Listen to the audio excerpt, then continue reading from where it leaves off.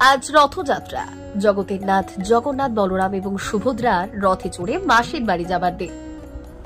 রথযাত্রার দিন প্রভু জগন্নাথ তার ভক্তদের দর্শন দিতে জনসমক্ষে বের হন। চিরাচরিত উৎসাহ এবং উদ্দীপনায় দিনটি পালন হয়েছে রাজ্য জুড়ে।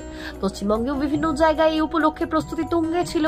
প্রতি বছরের মতো এবছরও ভক্তশ্রী এবং সমাজসেবী খোকন দাসের পরিচালনায় শ্যামপুকুর দিগন্তের ১৬তম রথযাত্রা উৎসব পালিত হল মহা সাড়ম্বরে। এই দিন এক বর্ণাঢ্য শোভাযাত্রা এবং বিপুল ভক্ত সমাগমে জমজমাট হয়ে ওঠে গোটা শ্যামপুকুর।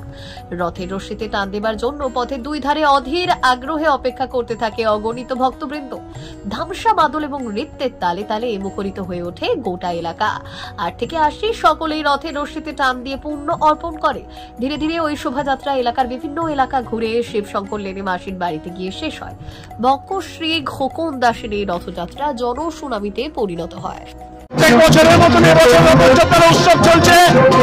আমাদের ১৬তম বছরে অভিনব হচ্ছে, সবাই থাকে আমাদের একসাথে। ঠাকুর জগন্নাথের মহাপ্রভু ১০ নম্বর ওয়ার্ড পুরো পরিক্রমা করে নিজের মাসের বাড়িতে যাবে। তারপরে ৮ দিন ওখানে থাকার পর আবার বাসভবনে ফিরে আসবে। আমাদের দুপুরবেলায় ১টা থেকে ৩টে ভোগ খাওয়ানো, আর সন্ধ্যে ৭টা থেকে এই মীরাকীর্তন ভোগ বিলি আপনাদের মারফতে সবাই যাতে আসে।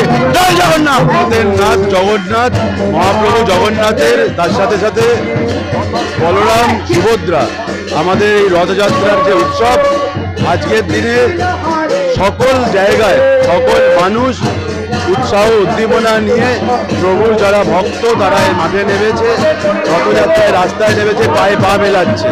আমি সকলকে শুভকামনা জানাচ্ছি এবং জগন্নাথ দেবের আশীর্বাদে এবং আশিসে যেন এই ধরিত্রী, এই বাংলা উন্নয়নমূলক হয়ে ওঠে, এটাই প্রার্থনা করব।